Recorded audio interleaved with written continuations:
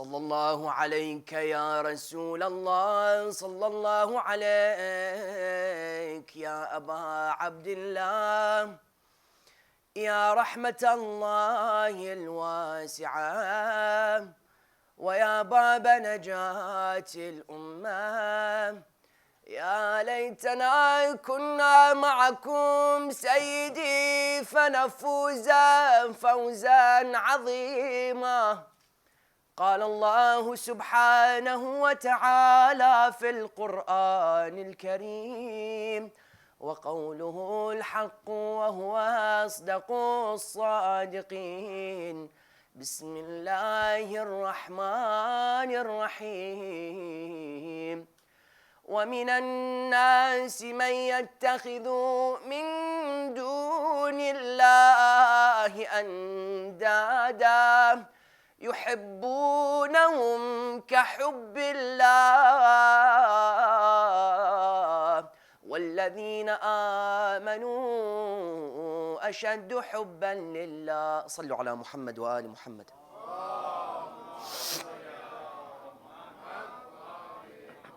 What is a love story? To many, such a term, such an ambiguous / mystical term, I might add, might bring about the remembrance of a Disney movie, or maybe in this crowd, a Bollywood movie. So what you'll notice is that this term, love, is arguably one of the most commonly used terms, however, the most terribly misunderstood terms, both in Western and secular circles, as well as Islamic circles as well. That is love an imperative notion within Islam? There's no discussion about that, and there isn't one shadow of a doubt in such an idea. Simply by the narration of Yasir ibn Fudayl, who would come to our sixth Imam, Imam Ja'far ibn Muhammad al-Sadiq, salawatullahi alayhi. Imam al-Sadiq alayhi salam was approached by this Yasir. He would tell him, Ya ibn Rasulillah, is there love in religion? To which the Imam, salamullahi alayhi, would make the common and the famous reply. He would tell him, Yasir, what kind of a question is this? وَهَلِ الدِّينِ إِلَّا الْحُبِّ. He would tell him, is religion anything but love? This is something that Fox News needs to hear, yes? Therefore, what you'll hear is that indeed this idea of love is common, yet it's misunderstood. Just as Islam, just as a number of things in this world, very common, very misunderstood. And that's why I argue that indeed one of the greatest relationships of love in a world where love is so terribly misunderstood isn't between man and man, it's between man and God. You may say, what do you mean? When you look at Hinduism, they took advantage of this idea of man's relationship with a deity, and they brought it down to learn from it. However, I argue that they brought it down too much. Yes? Hinduism understood that we can take the relationship between man and God as a template to improve our relationships. Today I come and I tell you, what's your ideal relationship template for a marriage or for a friendship? Yes? Some of you, unfortunately, might refer to a celebrity. Others may refer to an athlete. Some, alhamdulillah, might even say Ali ibn Abi Talib and Fatima al-Zahra. Therefore, you'll see that many people would refer instantly to the man-man relationship. You see. However, unfortunately, we have not realized that this relationship between man and God can be used for our relationships between man and man. It's a fascinating and delicate notion at the same time. Hinduism brought it down too much. Islam kept it too high. However, Islam is the religion of balance. You see, Islam is the religion of ummatan wasata. وَكَذَلِكَ جَعَلْنَاكُمْ. Allah subhanahu wa ta'ala, Jalla wa ala, comes and says, وَكَذَلِكَ جَعَلْنَاكُمْ أُمَّةً وَسَطًا لِتَكُونُوا شُهَدَاءَ عَلَى النَّاسِ وَيَكُونَ الرَّسُولُ عَلَيْكُمْ شَهِيدًا. Allah subhanahu wa ta'ala comes and says that we made you a balanced ummah. Balanced in what sense?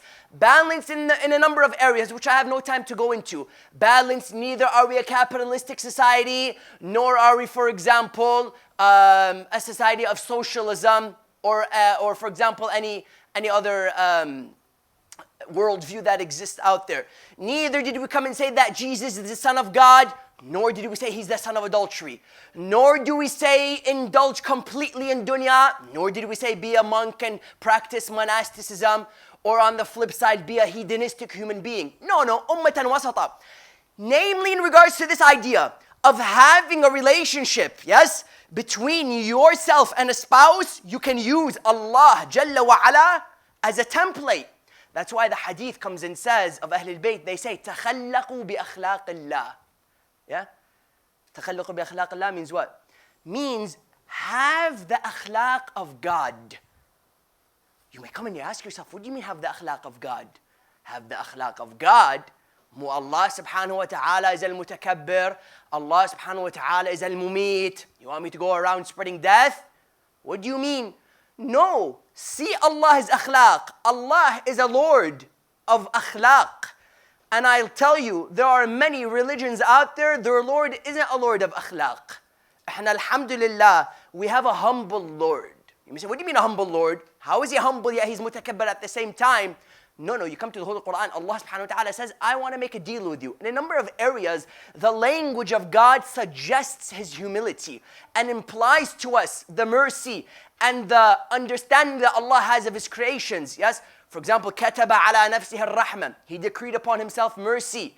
In other verses, you'll notice Allah subhanahu wa ta'ala makes other statements, such as, for example, مَنْ يَقْرِضُ اللَّهَ قَرْضًا حَسَنًا. Who wants to make a deal with me in regards to this charity? You give one, I multiply it.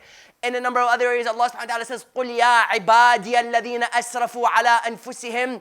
Say, O my servants who have acted extravagantly upon themselves. We acted extravagant. Why do you speak to him in such a manner-filled tone? No. Allah subhanahu wa ta'ala is a Lord of akhlaq. Therefore, when you say تَخَلَّقُوا بِأَخْلَاقِ اللَّهِ, what do we mean? It means use Allah subhanahu wa ta'ala as a template. And I'll tell you, there is no other love story that you can take on board to improve your own physical relationships and your own man-to-man, man-to-women relationships than the relationship of love and the story of love that existed on the 10th of Muharram between Aba Abdullah and between Allah subhanahu wa ta'ala. You'll see it's a complete and utter love story. Love story, yes, and that's why we want to understand the following question today. What exists between this relationship? What is indeed the imperative and the important content between because there's much to say about this relationship, and I'm sure all of you have heard many things about this relationship. However, what is the important content that exists between the relationship of Allah and Imam Husain alayhi salam that we can take, number one, to improve our relationship with God, and number two, and most importantly, our relationship with the fellow human being? Because throughout history, love has led man to do a number of crazy things. The Taj Mahal was simply a creation of one man trying to show his love for his spouse. You have, for example, the love that exists between man and animal. Yeah? How many people, when his dog dies, you'll see a 30-day analysis on CNN of the importance of the dog. Yeah? Or the relationship between man and nature. You'll see man, he loves nature so much, he'll go and live in the Amazon. He'll go and do some wild things out there. Or for example, between man and food. I'm sure many of you know the relationship, that spicy relationship that exists between man and food. Or for example, you might look at other relationships between man and material, between man and car. Yes? That relationship between man and car is such a beautiful relationship that I know one brother, he slept 2 days in his car when he got it the first night.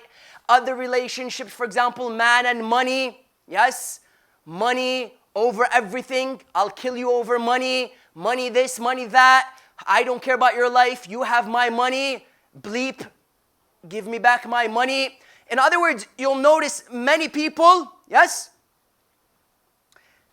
love can lead us to do crazy things. Now, man and man is a different story. The things that men have done in history to prove and to demonstrate their love and their loyalty. Yeah? Unbelievable things. Therefore, love has led people to do unbelievable things. However, why should we speak about this? Number one, it will show us the greatness of Imam al-Husain. It will show us the relationship that he had with his Lord. It will show us indeed a number of theological and contemporary issues. It will show us in addition that this relationship between man and God is an interdependent relationship, most beautifully demonstrated on the 10th of Muharram. It will show us a number of things, and that's indeed why we need to speak about it. However, we need to look at it in a very specific intrinsic fashion. We have to look at it in a very specific intrinsic fashion. Look at the apparatus with me. The apparatus should go as following. You have, number one, the relationship between Imam al-Husain and God on 3 levels, which I'll discuss to you. The relationship between Imam al-Husain alayhi salam and the love story which existed between the two. Number 3, I'll speak to you of indeed the elements of this relationship, which shall entail about 3 or 4 elements. And then number 5, we'll see indeed how Imam al-Husain alayhi salam and Allah subhanahu wa ta'ala, the relationship was so unique and unlike any other. And inshallah we'll see why one tested the other and the other tested the following human being. Inshallah khair. We'll see how Allah will help us in saying everything that we had in mind. Number 1, when you come and you speak of Husain and God, right? There are 3 ideas here to take on board. Number 1 is that Imam al-Husain, when you come to the literature which exists towards his relationship with Allah, the first piece of literature that sticks out is no other than Dua Arafah. Dua al-Arafah, I'll speak to you of what happened in the narration. There's a specific narration that speaks to us of Dua Arafah. Dua Arafah, you'll see that indeed Imam al-Husain alayhi salam's love, yes, is shown towards Allah in this dua more than any other dua. It's this dua that we recite when we go to Arafah. Yes, in Mecca, you have the Jabal al-Nur near you. You're sitting in your tents. One of the most common a'mal to do in that area known as Arafah or Arafat is this dua. Long dua, about 2 hours long, which has a number of gems within it. Yet what you'll see is that when you come and you read this dua, you'll see a number of crazy things. Because when you come and you look at it, you'll see that you instantly are distracted from who's speaking about, the spoken to, and you focus on the spoken. You focus on Imam al-Husain alayhi salam. Because sometimes when you have such a great orator, when you have such a great presenter out there, you'll notice that indeed there is this tendency to forget what he's talking about, and you're just mesmerized by him. This is something that takes place with Allah subhanahu wa ta'ala. Allah, when you come and you look at his creation, you'll notice that you don't focus on the creation. Your mind instantly goes up to the creator. And this is something that ulama have mentioned. When you're an arif, when you're a gnostic and you have this relationship with God, you don't see the means. Because at the end of the day, these creations that exist around us are all means. So those who have understood that God is the reality, God is behind everything, you'll tend to see that they have this ability to forget the means and they're all seeing the ends. That's why Imam Amir al-Mu'mineen alayhi salam, sallu ala Muhammad wa ali Muhammad. He says, I've never seen anything unless if I've seen Allah in it, with it, before it and after it. Ali alayhi salam, when he's making such a statement, what's he talking about? He's saying that anything that I see Allah subhanahu wa ta'ala in it.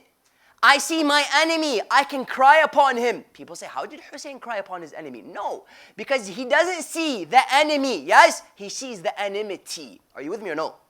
Sometimes people say, we have to curse Yazid, we have to curse Shimr. I agree with you, that's a discussion in and of itself.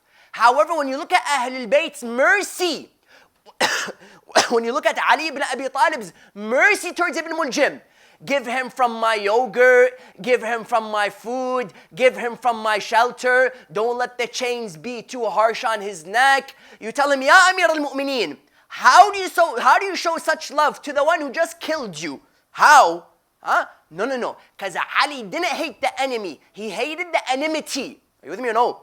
The flip side, they hated what? Not the enmity. They didn't care about, because there was no enmity. It was all personal, yes? Wasn't shimmer upon the chest of Imam al-Husayn alayhi salam. He tells him, why do you kill me? He tells him, بُغْضًا مِنْ أَبِيكَ عَلِيُّ ibn Abi Talib. He tells him, because of the hate that we have towards your father, Ali ibn Abi Talib. Hate. It was personal. Ahlul Bayt alayhum salam, they didn't hate the enemy. They hated the enmity. Yes? And that's why we're encouraged that when we see something beautiful, what do we say? We say, Subhanallah. Why Subhanallah? Because this is a manifestation of the glory of Allah subhanahu wa ta'ala. هَذَا خَلْقُ اللَّهِ فَأَرُونِي مَاذَا خَلَقَ الَّذِينَ مِن دُونِهِ.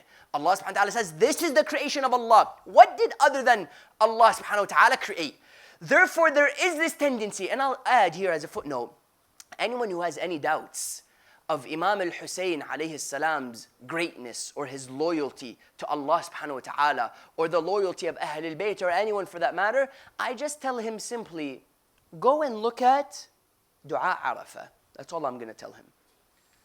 I'm not going to take him to Karbala, because if any of you think that Imam al-Husayn alayhi salam waited until Karbala to swerve the sword, Aba Abdullah swerved the sword years before Karbala, when his sword was the tongue, and his field was Arafah, and his enemy was his nafs and shaitan. Yeah? Years before Karbala, Imam al-Husayn had a sword. It was that tongue which lied between the two blessed lips which Rasulullah would kiss and embrace, which were eventually severed and indeed cut from the blessed neck. Imam al-Husayn alayhi salam, his sword swerved years. The eloquence of Imam al-Husayn alayhi salam in Arafah, I tell you, will overpower the strength of his strike any day in Karbala. The strike of his eloquence was much stronger than the strike of his sword on the 10th of Muharram. Therefore, that's the point. And the idea that what happened? Bishr and Bashir, sons of Ghalib al-Asadi, they narrate. They say one day we see Imam al-Husayn going to Arafah, we accompany him. We go with him, we see all of a sudden Aba Abdullah stops. No papers, no preparation. You see how we prepare stuff to tell you? No. Imam al-Husayn Da'a Arafah, he doesn't sit and prepare it. No, he's a walking lecture, he's a walking sermon. His kitab, indeed, the Quran natiq. You find that he would stop and he would start to speak to Allah subhanahu wa ta'ala. I've chosen from this long dua, 2-hour long dua, multiple pages, about 3 or 4 segments which I think should warm your heart and should let you realize who is this Husayn that you come every year to shed tears upon.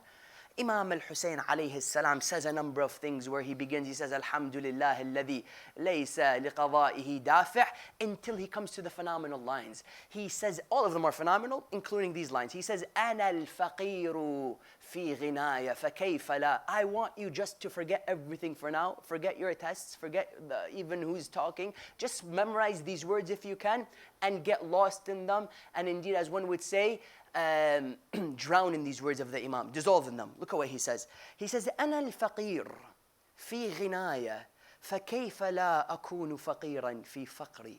He says, أنا الجهول في علمي فكيف لا أكون جهولا في جهلي.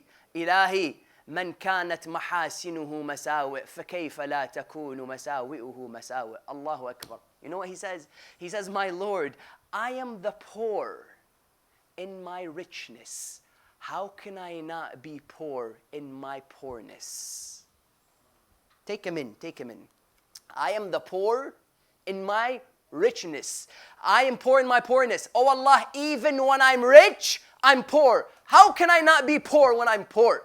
Until he says, I am ignorant with my knowledge. How can I not be ignorant with my ignorance? He says, my Lord, one whose goodnesses are badnesses, how could his badnesses not be badnesses? Allahu Akbar. The words of Imam al-Husayn alayhi salam, second to none. Until he comes to these phenomenal lines where he tells Allah who he is and he tells him who he is. Because sometimes when we speak to Allah, we kind of have the tables churned. Unfortunately, sometimes when insan comes to Allah, we speak to him as if he's supposed to be giving us what we got, right? Sometimes we turn to God and we tell him, God, why didn't you give me that? God, didn't I ask you for this? God, why did this happen? Yes? We forget that we're not even supposed to be existing. Yes? هل أتى على الإنسان حين من الدهر لم يكن شيء مذكورا. You aren't even supposed to be remembered. You aren't even supposed to be existing. It's out of the mercy of Allah. He comes to Allah subhanahu wa ta'ala and he reminds himself. He tells him who he is and he tells him who he is. What does he say? He tells him Ilahi. Yes. He tells him Anta alladhi. Yes. He tells him Anta alladhi manant. Anta alladhi shakart. أنت الذي غفرت أنت الذي جعلت أنت الذي. He tells him, my Lord, you are the one who blessed. أنت الذي أكملت أنت الذي أفضلت. You are the one who completed. You are the one who exalted. You are the one who thanked. You are the one who غفرت أنت الذي غفرت. This is who you are. Who am I? وأنا يا إلهي المعترف بذنوبي فاغفرها لي. He tells him, oh Allah, I am the one who has committed so much sins, so please forgive me for them. He tells him, يا إلهي أنا الذي أسأت أنا الذي جهلت أنا الذي غفلت أنا الذي. He tells him, my Lord, I am the one who sinned. I'm the one who was heedless. I am the one who forgot. I am the one who was ignorant. Allahu Akbar. We have to remind ourselves, brothers and sisters, day in and day out of who we are and who Allah is. You see, when we say, Ya muhsinu qad ataka al-musi', sometimes we say that, but as if we're saying, Ya musi'u qad ataka al-muhsin, wal-'ayadu billah. Sometimes we have it flipped upstairs. Muharram is a time to rewire. It's a time for a spiritual tune-up. Therefore, you notice the dua Arafah shows to us the love of Allah towards Imam al-Husain, alayhi salam, and vice versa. However, you notice that the love relationship started years before Karbala. Unfortunately, one of the saddest things that you'll notice is that when we come to Imam al-Husain alayhi salam, you come to some youth, you tell them, what do you think of Husain? He'll tell you Karbala. Okay, Karbala at the end of the day was 5 hours from the 58 years of Imam al-Husain. 5 hours of the 58 years of Imam al-Husain. So what happened in day 1? What happened in year 1? What happened in year 34? What happened in year 52? What was going on? Was it just Karbala? That's the only... Imam al-Husain was born on the 10th of Muharram? No. You notice 5 hours from 58 years. You notice what? That there were many other incidents which display the love of Imam al-Husain alayhi salam to Allah, to subhanahu wa ta'ala. You find, for example, Abdullah ibn Ubaid. Yes? Abdullah ibn Ubaid narrates, he says that Imam al-Husain alayhi salam went to Hajj 20 times on his feet despite having a horse. Yeah? See, sometimes you have the tools to make life easier, but you don't do it to display your loyalty to someone. He's making a statement there. You find, for example, Imam al-Sajjad alayhi salam was once approached. He was asked, oh Imam, why does your father have so few children? Because when you look at the children of Imam al-Husain, relative to Imam al-Kadhim, relative to Imam al-Rida, yes, some which had 38 sons, some which had more, give or take. You notice that the sons of Imam al-Husain and the children were relatively very few. He would come to him, he would tell him, Ya Aba Abdullah, they come to fourth Imam, they tell him, Ya Ibn Rasulullah, why is it that your father has such few children? Yes?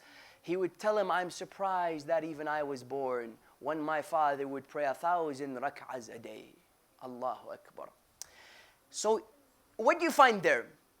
You find that Imam al-Husain alayhi salam had this love for Allah. The story began years before Karbala. Furthermore, come and look at the descriptions. On a third level in this point, look at the descriptions which Imam al-Husain alayhi salam speaks of Allah subhanahu wa ta'ala. Because a lot of us think that it was only Imam Amir al-Mu'mineen who was the scholar. It was only Imam al-Sadiq. I'll tell you that Imam al-Husain alayhi salam was as much of a scholar as Imam al-Sadiq. But we've forgotten Husain the scholar. We've forgotten Husain the Gnostic. We've forgotten Husain the brother. What was his relationship with Imam al-Hasan? Husain the son. He had a phase and he displayed a perfect relationship in each of the phases of his life. I've given a full series of Husain before Karbala. Who was Husain the son? Who was Husain the brother? Who was Husain the Gnostic? Who was Husain the scholar? All of these things. We've just remembered the 5 hours. And I'll tell you, this is the greatest injustice to Aba Abdullah alayhi salam. You'll notice what? Imam al-Husain alayhi salam, he comes to Allah. He tells him, you are the one who descriptions don't describe. You describe the descriptions. Allahu Akbar. until he comes to these fascinating lines. He tells him, knowledge doesn't tell us of you. You tell us of knowledge. He comes to you with a whole completely worldview that the minute you stop reading these words of the Imam, you understand who Allah subhanahu wa ta'ala truly is. And that's why indeed, you notice that the love relationship existed years before Karbala. However, this relationship continued until we see, number 2, Husain and God, the true love story. Yes?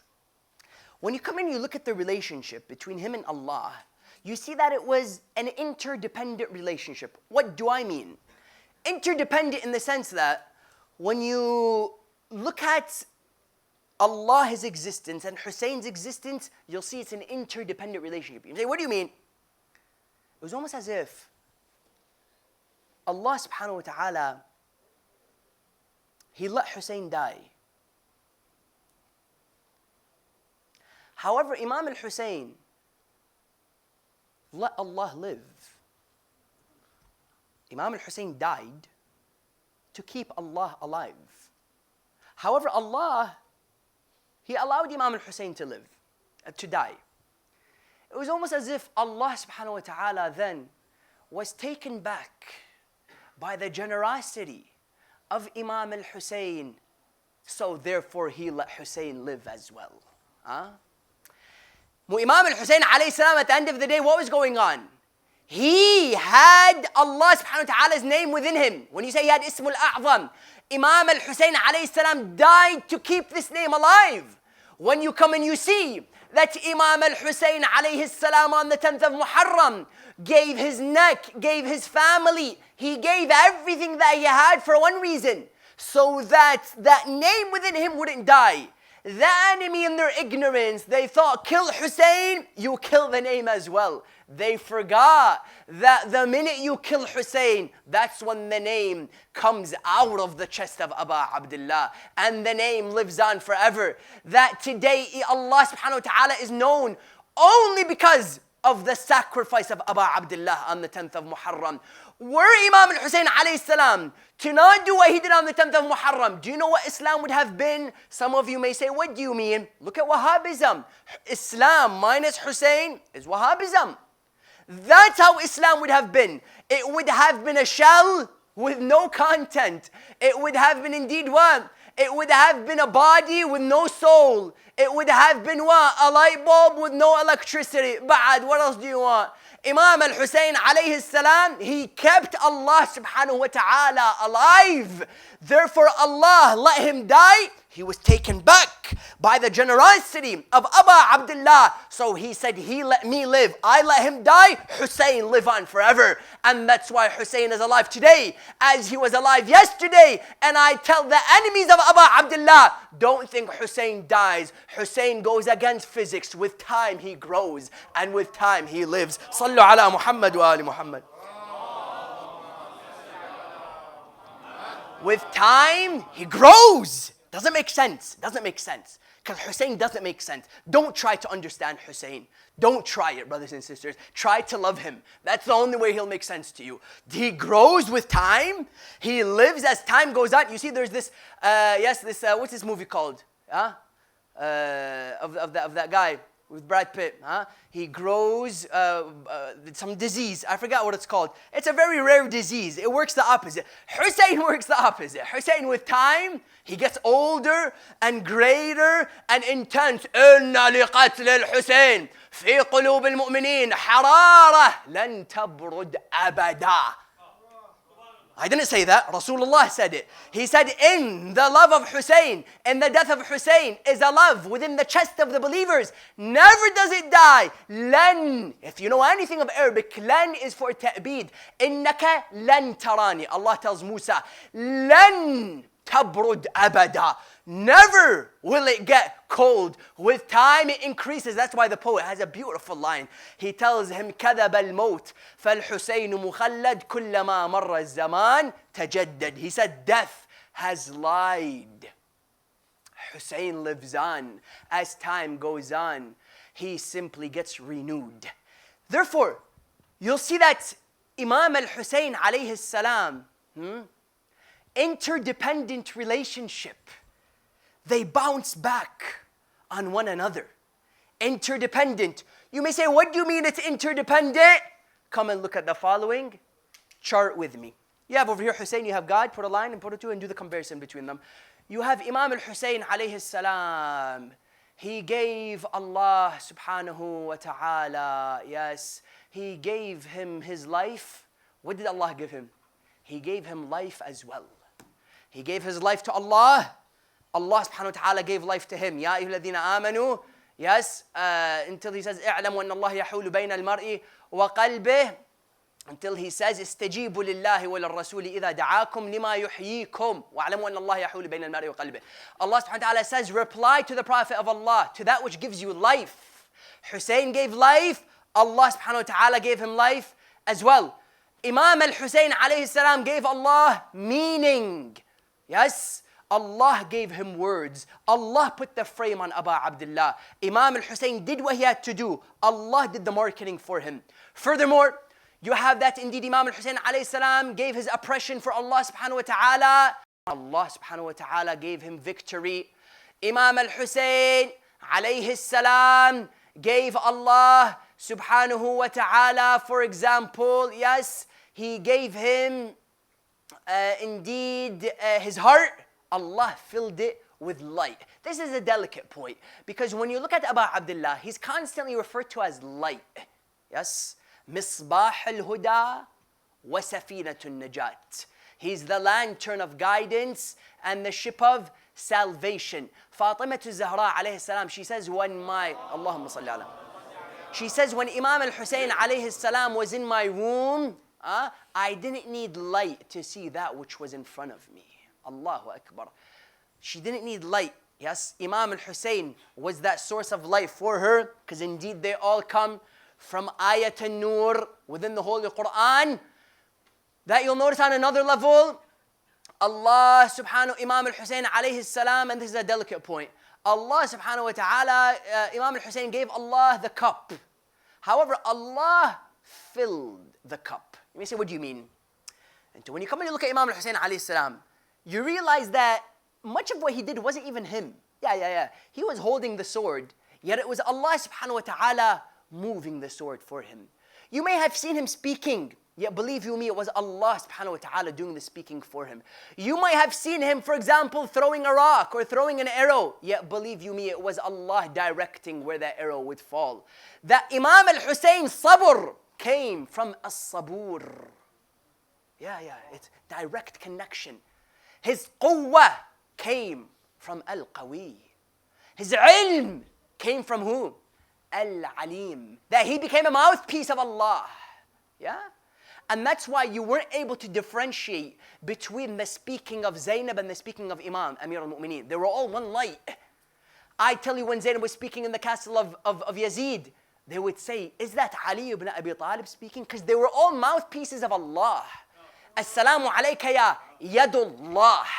We say, peace be upon you, O hand of Allah. As-salamu alayka ya lisanullah. O sword, O tongue of Allah. Peace be upon you, O what? O hand of Allah, O sword of Allah. How about when we come to our 12th Imam? What do we say? Haven't you said it many times in your life? As-salamu alayka ya aynullah. Allahu Akbar. Peace be upon you, O the eye of Allah. That's why don't get surprised when Ahlul Bayt alayhim as-salam, through their vision, they were able to see immaculate things. That they would, Imam al-Kadhim was with one of his companions, tells him, Alhamdulillah, many hujjaj. Imam tells him, come closer, look between my two fingers. He sees people, pigs and monkeys doing tawaf. Because they look through the eyes of Allah subhanahu wa ta'ala.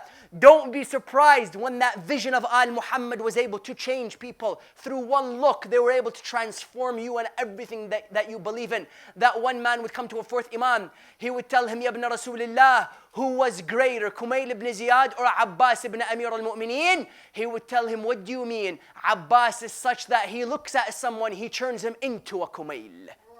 Wow, come on. What does that even mean? He looks at, he tells him, Ibn Rasulullah, who's greater?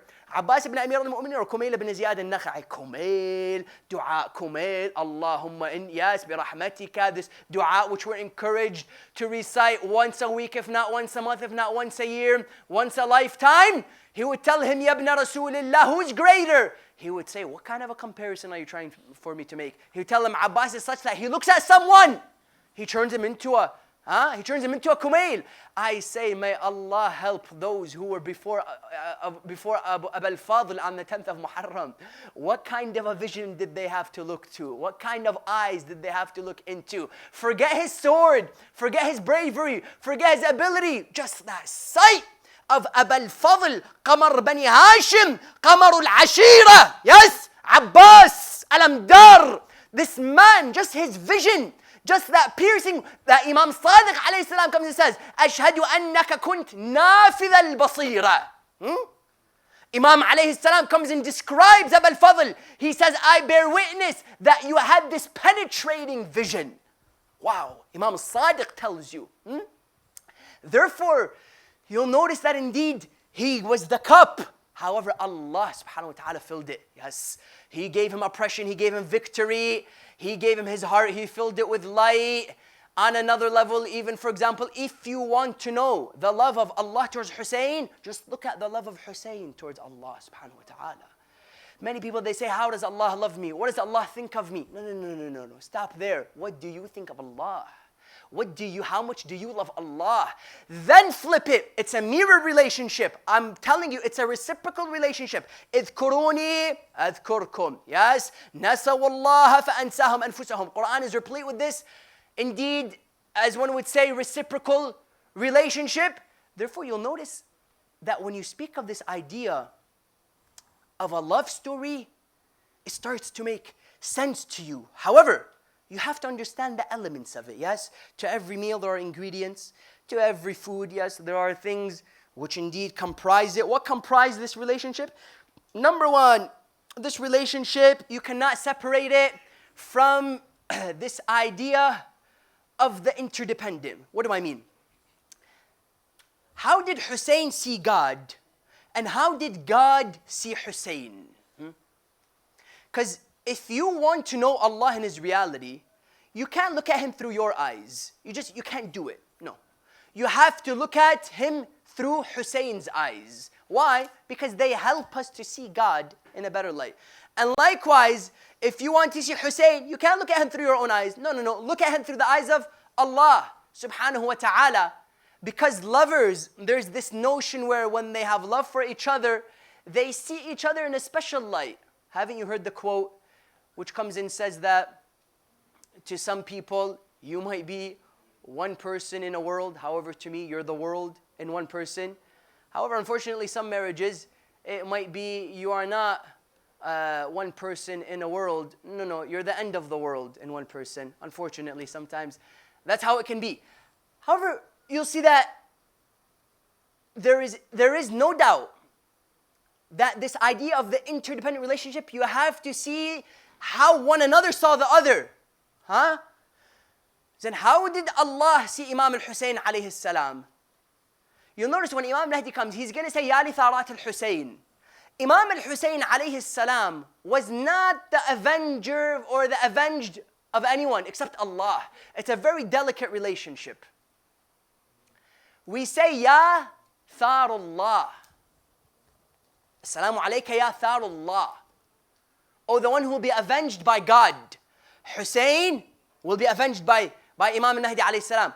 However, Allah subhanahu wa ta'ala comes and says that you are Tharullah, avenged by God. Or for example, Dhabih, Allah.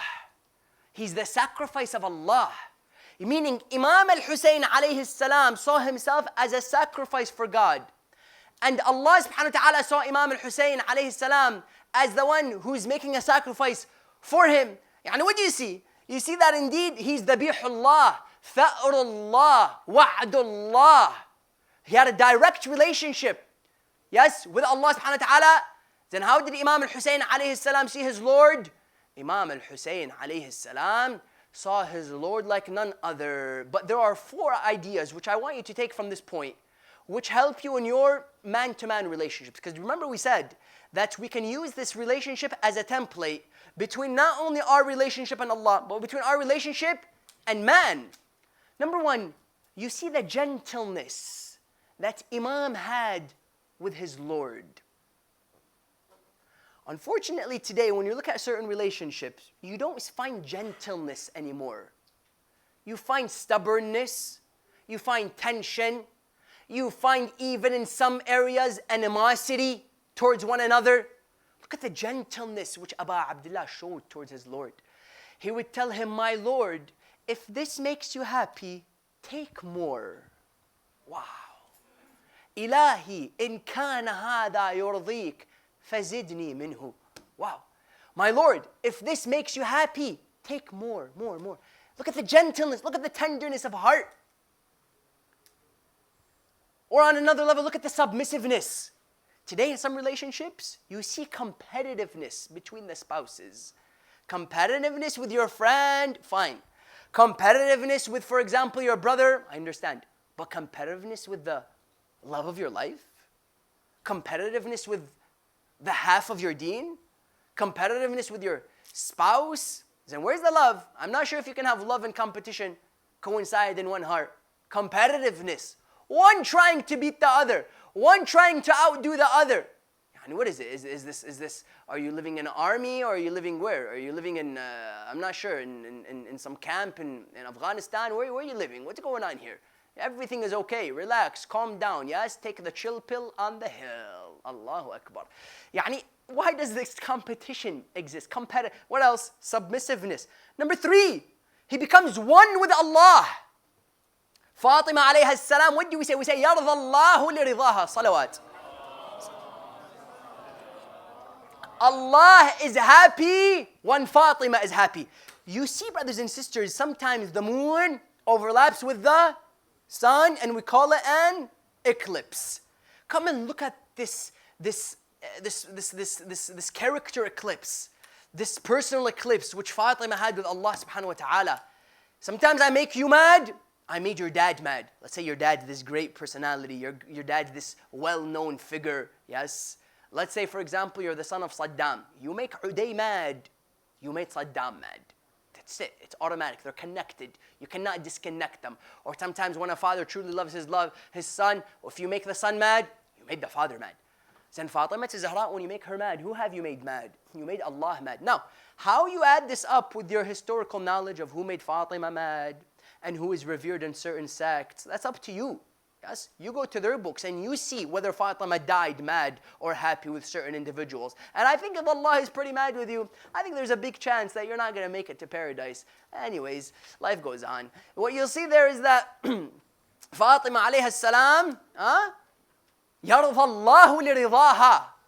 Imam Amir al-Mu'mineen alayhi salam, he wouldn't see what he wanted. You know the well-known example where he would have to walk, then kill him. Why did he do that, Ya Ali? He spat in my face. I had to remove my anger and supplant it with the anger of Allah. However, you see Imam Amir al-Mu'mineen in Safin with Malik, he would tell him, Ya Ali, I killed the same number of people as you. Back to back, they're fighting. He tells him, I killed the same number of people as you. He would tell him, how so? He told him, you said Allahu Akbar whenever you killed someone. Therefore I counted, you said about 70 times. I killed 70 as well. Tells him, Ya Malik, there's a big difference between the people you kill, between the people I kill. He told him, what's the difference? He told him, when you kill someone, you just kill him. When I kill someone, I look 7 generations down his lineage. If there's one good human being in his lineage, I don't kill him. Allahu Akbar. He sees through the vision of Allah subhanahu wa ta'ala. Therefore, what do you see? You see that indeed this relationship existed between one another where they would become one. They would become one. Submissiveness, gentleness, satisfaction. He tries to satisfy Allah and Allah subhanahu wa ta'ala tries to satisfy him. Yes? However, there's a few other points which I need you to... Brother, please, if you can just keep that one off, huh? I'm sweating. Okay. Sorry. It's okay. I know you love me. I love you too. It's okay. صلوا على محمد وآل محمد. Look at this idea. To understand this love relationship, you have to look at Imam al-Husayn alayhi salam. Indeed, in a number of ways. However, to add to what I said, you had through the lenses, they saw how Allah saw Imam al-Husayn, how Imam al-Husayn saw Allah. Then the second element of this relationship, before we go on to the other points, is indeed Imam al-Husayn's relationship with Tawheed. I tell you, if you want to know of Imam al-Husayn's relationship with Allah, come and look at this idea of Tawheed. Imam al-Husayn was the vanguard of Tawheed. I tell you, no one did justice to Tawheed like Abu Abdullah. You may say Rasulullah, Imam Sadiq, what do you mean? No. Imam al-Husayn came with this diversity. He showed physical Tawheed. He showed social Tawheed. He showed, for example, as one would say, spiritual Tawheed. Physical Tawheed in what sense? No one went through the pain like Abu Abdullah. This was all a display of Tawheed, brothers and sisters. Tawheed. Hooves of horses plunging into his chest. Man sitting on his chest, severing his head. Imam was saying, Allahu Akbar. My goodness. His sister taken as a prisoner of war before his eyes. You know what the Imam would do? Imam was in his last moments. He hears many things. He can't get up. One thing got Abu Abdullah to stand up. You know what it was? When he heard Zainab say, Ya Husayn, they're taking our hijabs off. Wow. You know what that did to the Imam? Imam would get up. He would open up his bloodshot eyes. He would indeed speak to them. He would tell them, if you aren't going to be a Muslim, then simply be an Arab. Show the customs of an Arab, which showed some modesty towards the female. Physical Tawheed. Social Tawheed. Rasulullah did not have his sons killed. Rasulullah had one son which was taken away. And even that, Abu Abdullah was included. You know that? That son of Rasulullah, which indeed they would come, some may call him Taha, some may call him other, they would come to Rasulullah, they would tell me, Ya Rasulullah, who do you want me to take, your son or Husayn? He would tell him, take my son. Jibreel tells him, come again. Are you sure? What do you mean? He would tell him, why? Qasim. Yes, hence we say Abul Qasim. His son by the name of Qasim. He would tell him, why would you want me to take your son? It makes no sense. He would tell him, if you take my son, I'll be sad. However, if you take Husayn, Ali will be sad. Fatima will be sad. Hassan will be sad. Zainab would be sad. Social Tawheed. His son was killed. His child was killed. He took his family members. That people like Charles Dickens, non-Muslims would come and say, if Husayn's mission and his takeaway to Karbala, was selfish, why did he take his family with him? That's why even that Western academic, non-Muslim, he comes and he says that this is the greatest proof that Husayn was a rigid believer in God, and this is one of the greatest ingredients to the immortality of his mission. Social Tawheed. Tell me, where did Rasulullah show social Tawheed? You may tell me, what do you mean? No, I'm showing to you that Imam al-Husayn's diversity and his contributions towards Tawheed were second to none. When it comes to social Tawheed, when it comes to physical Tawheed, spiritual Tawheed, that while they're severing the head of the Imam, he's saying, Allahu Akbar. He's saying, take from me as much as you want. This is all Tawheed. Karbala was all about Tawheed. Tawheed, of course. It was all about Tawheed. Come on now. You come and you look at, for example, people who come and you tell you Karbala and this Husayn, you guys have made Husayn as the goal of your worship. You have made Husayn as the source of, you do latam for him, you do matam for him, you cry upon him, you've forgotten Allah, you worship him. I tell him, Ya akhi, you're wrong on so many levels. But tell me, where was there a greater display of Tawheed than on the 10th of Muharram? Tawheed. When you speak of this Tawheed, what do we mean? On a number of levels. And that is why indeed, you notice that third element of this relationship and that third ingredient was indeed what? was indeed what we call both of them tested one another. Stay with me in the few minutes that we have before we go to the musibah. Tested one another. In what sense? When I tell you they tested one another, Imam Al-Husain alayhi salam tested Allah. You may say, what do you mean? In your life, I want you to take away one thing if you're not going to take away anything from my majlis. If nothing made sense to you, let this inshallah make sense. I need you to test God. You tell me, what do you mean? God tests me? Yeah, I've heard that one. I test God? Try God. Try Him. Tell Him, oh God, I need you. I'm going to try you. I'm going to test you. I need you to give me this. I need you to make this a reality in my life. Try Him. Test Him. Imam Al-Husain tested God on the 10th of Muharram. In what sense? He told him, Ya Allah, I'm going with 72. I'm going with 72 versus 30K. 72 versus 30K. Do the ratio. I don't know. 1, 2, a number of thousands. 72 versus 30K. I'm going to go. I'm going to put my trust in you. Let's see. If you're really there, make me victorious. If you really exist, show me. He's doing a mubahala. He's challenging God. I need you to challenge God. Challenge God. And I promise you, if you lose, it's your fault. It wasn't God's fault. Just in case you lose and you call me or you Facebook me, you tell me I lost, I probably won't reply to you because it doesn't look good on my side. However, I'm going to tell you it was your fault. Because your challenge had doubt in it. Allah subhanahu wa ta'ala treats you how you treat Him. You know that man who was walking with the Bismillah in his pocket, the famous story? He fell. Why? Because he doubted the paper. I need you to challenge God. You may tell me, what kind of a notion is this? Allah wants you to challenge Him. In the Quran, in a number of areas, He said, if you don't believe me, whoever thinks Allah won't give him nasr, try me out.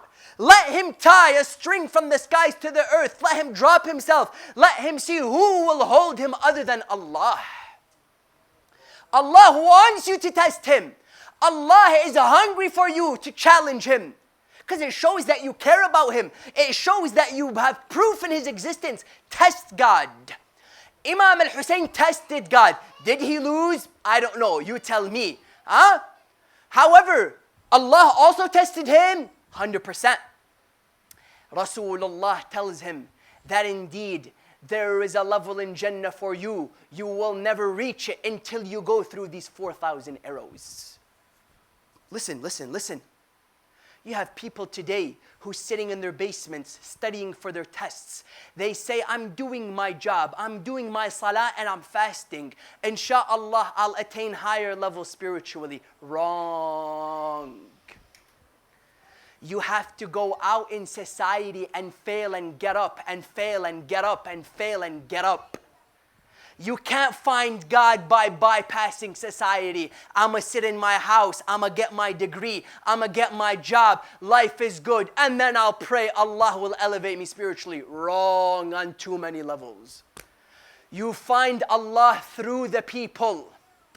إِنَّكَ كَادِحٌ إِلَىٰ رَبِّكَ كَدْحًا فَمُلَاقِيهِ. Allah says, you're struggling to meet me. Keep struggling. وَقُلْ اعْمَلُوا فَسَيَرَى اللَّهُ عَمَلَكُمْ. Allah says, do, I'm seeing you. You can't have this pacifistic Islam, brothers and sisters.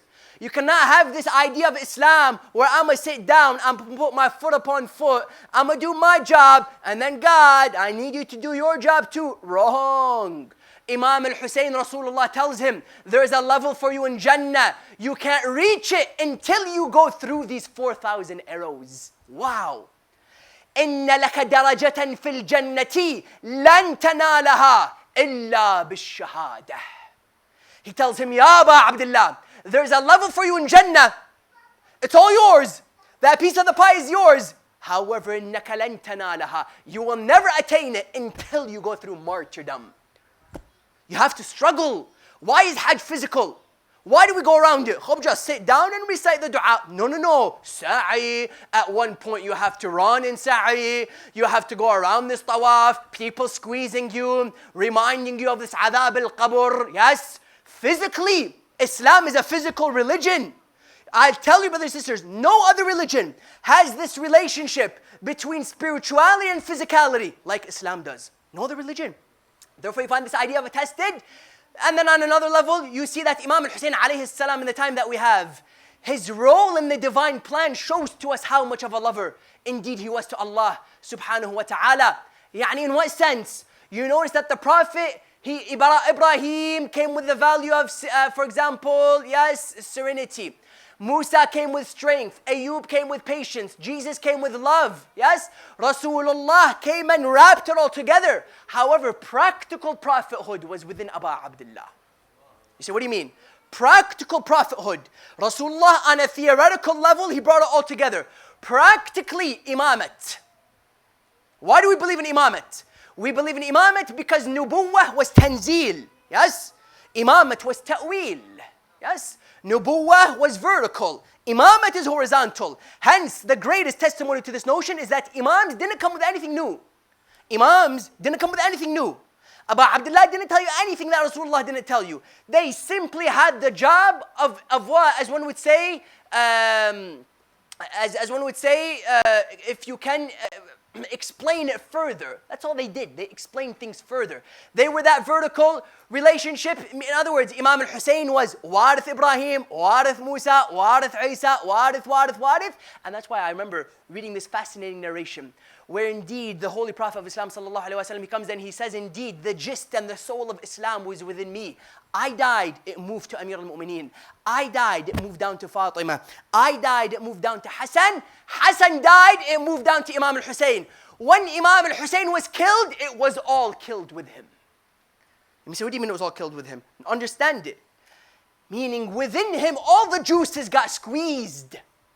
Within him, everything got that. That's why when Abu Abdullah died, what did Zainab say? And I conclude.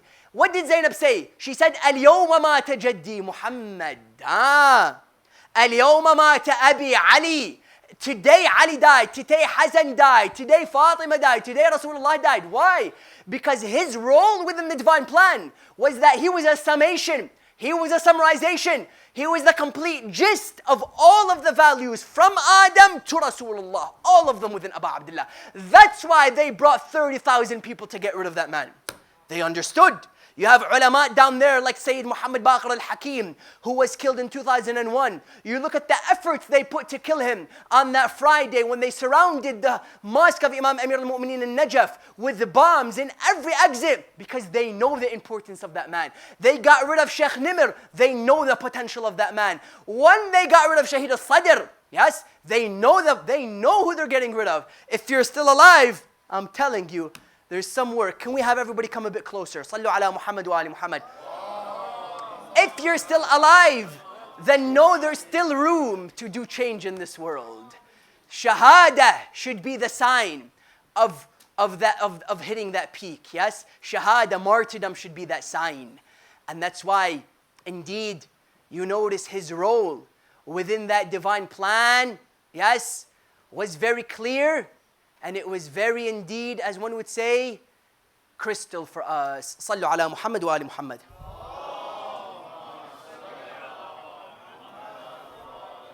A second salawat with the loudest of your voices.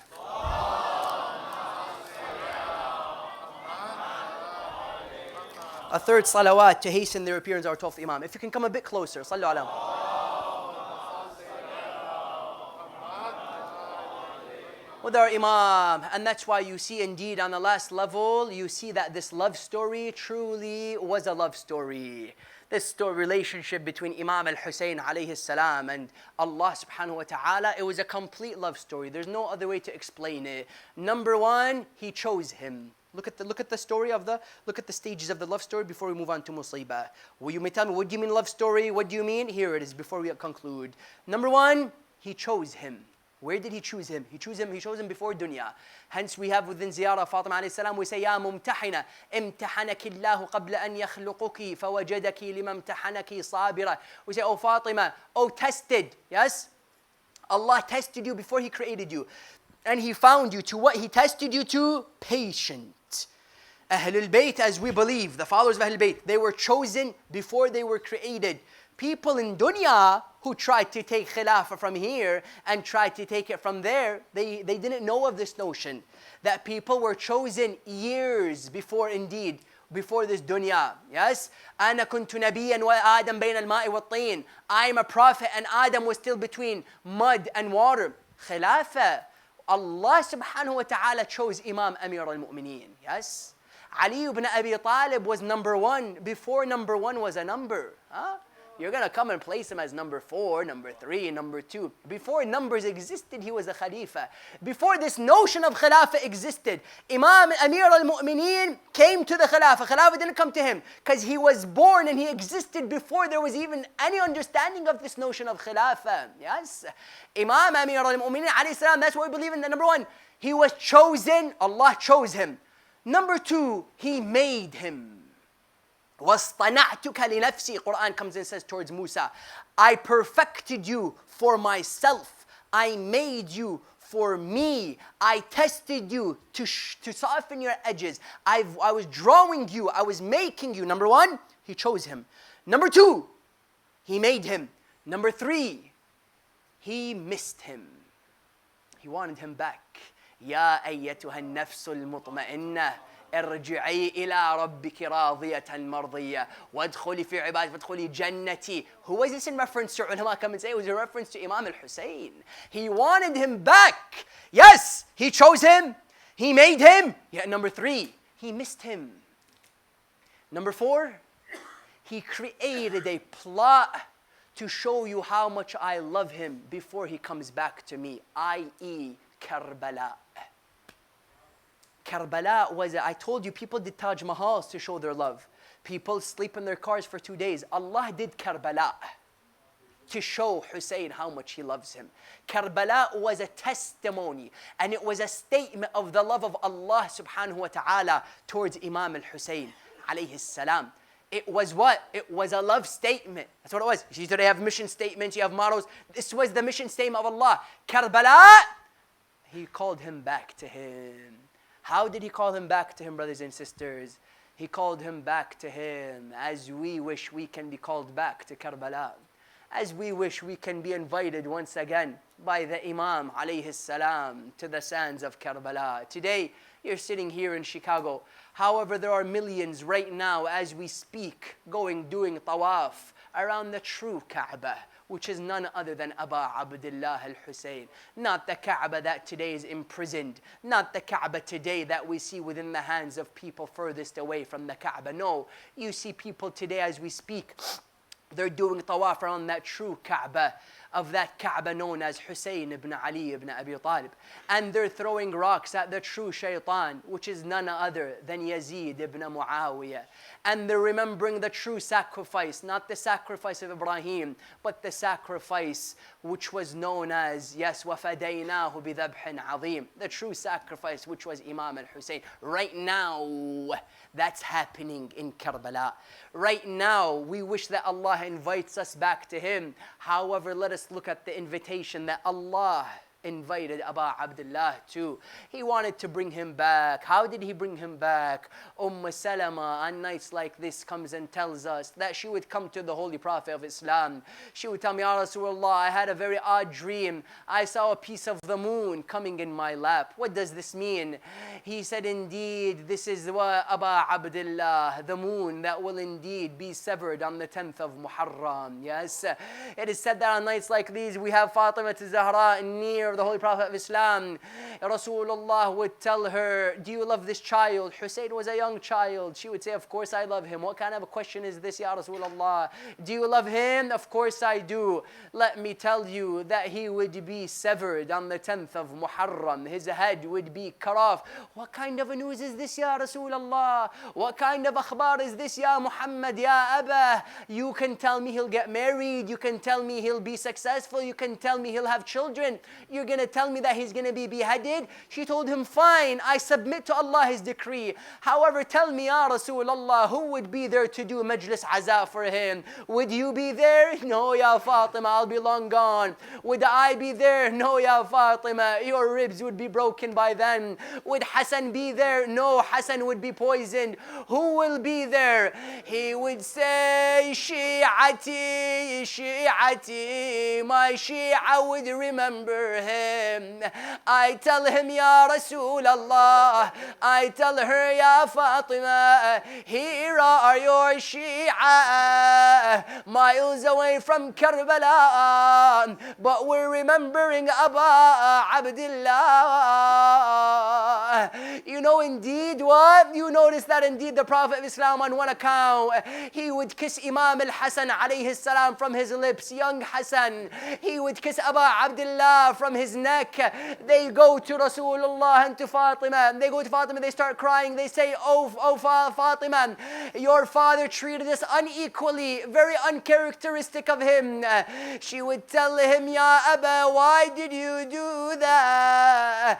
He told her, Ya Fatima, do you really want to know? She said yes. He told her, as for Hassan, he'll be poisoned from his lips.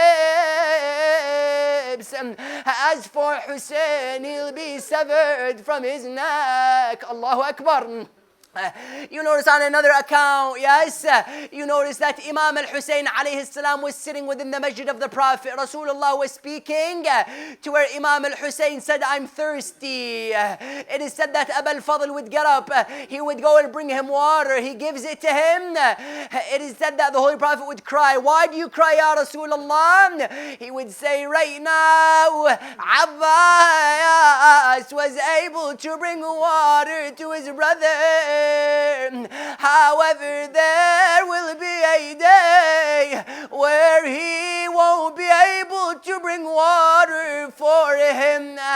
It is on nights like this where Imam al-Mahdi was seen. One alim in the dream sees him. Yes, the 12th Imam, he's seen in the dream.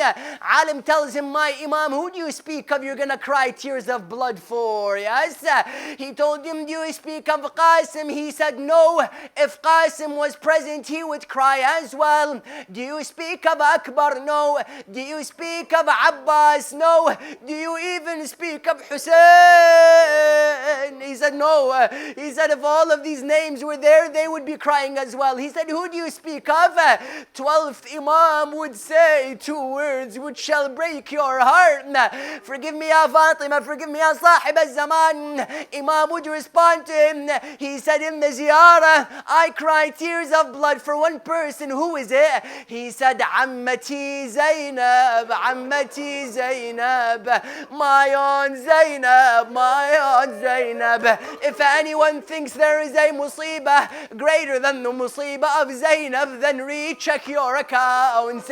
Imam al-Husain's musibah was tragic. However, it stopped in Karbala. Zainab not only saw Abbas's hands cut, not only did she see shimmer on the chest, not only did she see Qasim killed, but she saw Sham. That Imam al-Sajjad, they asked him, what's the worst part? Was it Karbala? What was it? He said, Ash-Sham, Ash-Sham. Imam al-Sajjad didn't see the Imam killed. He was in his tent. He was sick. However, Zainab saw and heard, and she saw Sham as well. And that's why I end with this, yes? On nights like this, before the month of Muharram indeed started to kick in, it is said that they would see the moon. Imam Rida alayhi salam was in his house. One poet walks in, yes? He would see the famous poet. He would tell him, oh poet, what do you know of Imam al-Husain? Do you know the famous lines? He would tell him, yes, oh Imam, I can recite them. He started to recite these famous lines of poetry where he says, أفاطم لو خلت الحسين مجدلا. Oh Fatima, if only you were there. Listen to what he says. He says, أفاطم لو خلت الحسين مجدلا وقد مات عطشانا بشط فراتي إذا للطمت الخد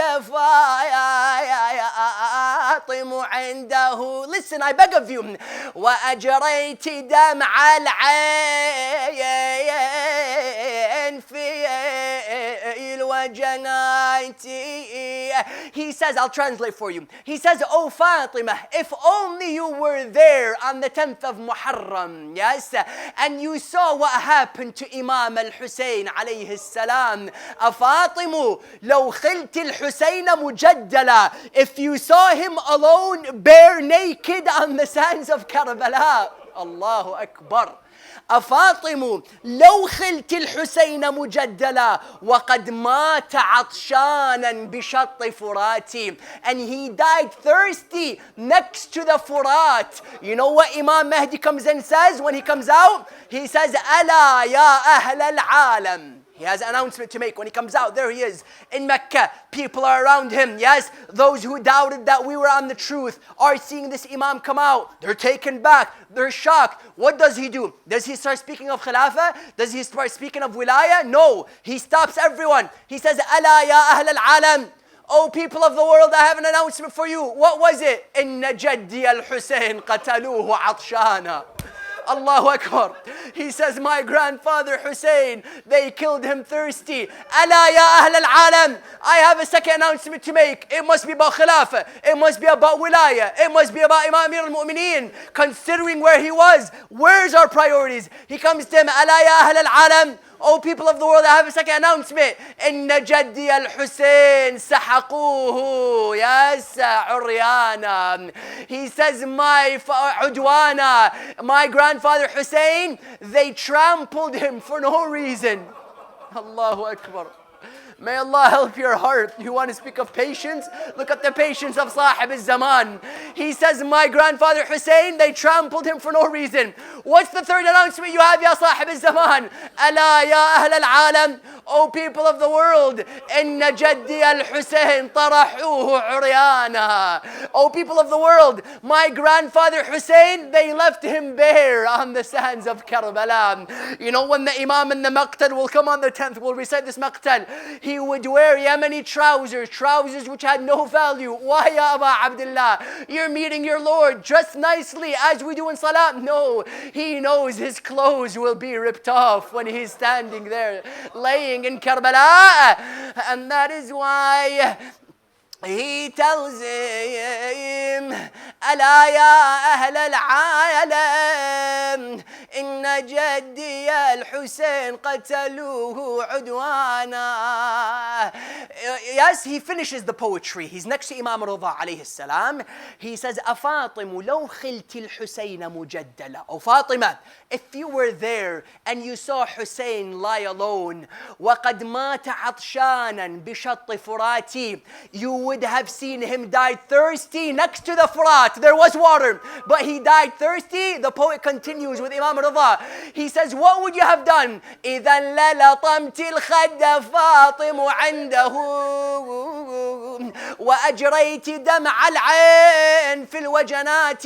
If you saw that, Ya Fatima, the poet knows how to hurt the heart of Al Muhammad. They went straight to Fatima. He says, oh Fatima, if you were there, you would have slapped your cheeks and you would have cried next to him. أفاطم قومي يا ابنة الخيل واندبي نجوم السماوات بأرض فلانتي. He says, oh Fatima, stand up and do the matam, O Fatima. The stars of the sky are laying on the sands. Inna lillahi wa inna ilayhi raji'un. La hawla wa la quwwata illa billah. Oh Allah, strengthen our love relationship with you, Ya Allah. Oh Allah, let us learn from the relationship of Imam al-Husayn alayhi salam towards his Lord to improve our relationships. Allahumma qdi hawaijana, stajib du'aana, اغفر ذنوبنا, يسر أمورنا, افتح علينا يا الله, عجل لوليك الفرج, واجعلنا من أنصاره وأعوانه والمستشهدين بين يديه. And to answer our du'as and to hasten the appearance of our Imam, we recite Surah Al-Fatiha, but before a salawat ala Muhammad wa ali Muhammad.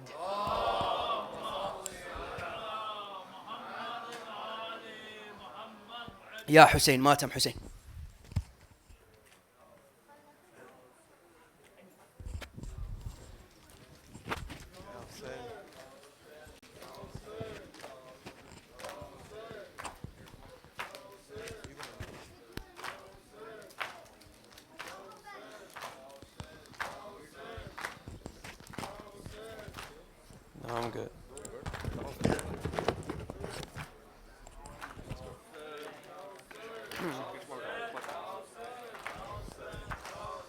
زخم دل کے دکھاؤں میں کیسے تیرا لاشا اٹھاؤں میں کیسے اکبر میرا سحر امان اکبر اکبر میرا سحر امان لاش اکبر پہ شاہ جب پہنچے دل کو ہاتھوں سے تھام کر بولے تیری فرقت نے اے علی اکبر آگ دل میں میرے لگا دی ہے آگ دل کی بجھاؤں میں کیسے آگ دل کی بجھاؤں میں کیسے تیرا لاشا اٹھاؤں میں کیسے اکبر میرا سحر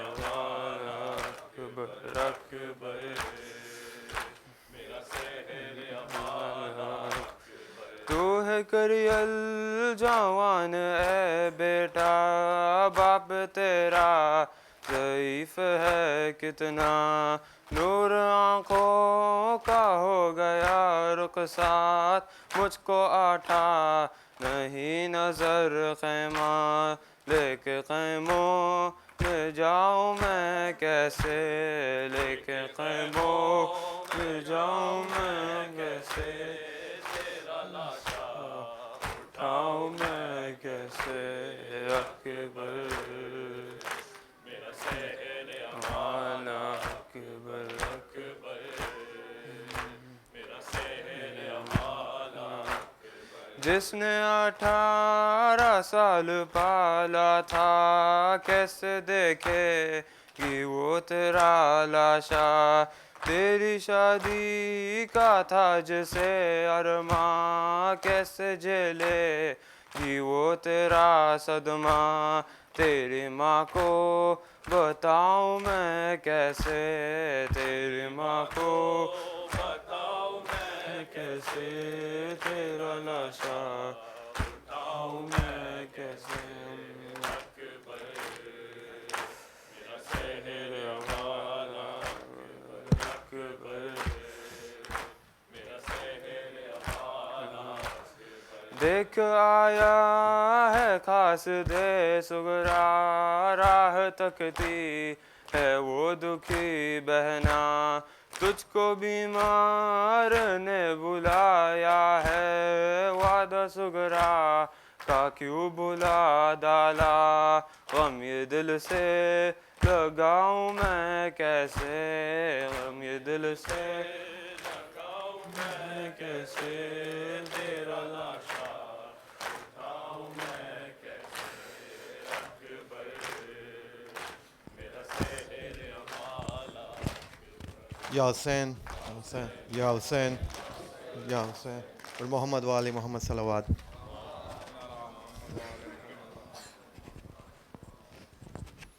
السلام عليك يا رسول الله السلام عليك يا أمير المؤمنين السلام عليك يا فاطمة الزهراء سيدتي نساء العالمين السلام عليك يا حسن بن علي المجتبى السلام عليك يا أبا عبد الله وعلى الأرواح التي حلت بفنائك وأناخت برحلك الشريف عليكم مني جميعا سلام الله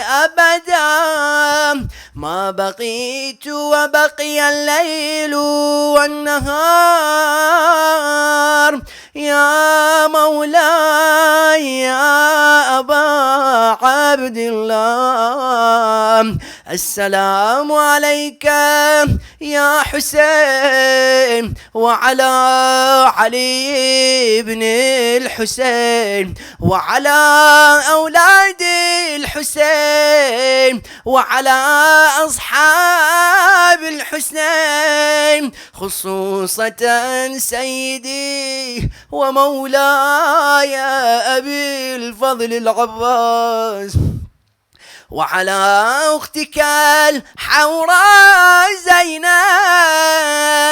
وعلى أخيك أبي الفضل العباس، وعلى ابنتك سكينة ورقية. السلام عليك وعلى أصحابك وعلى أصحابك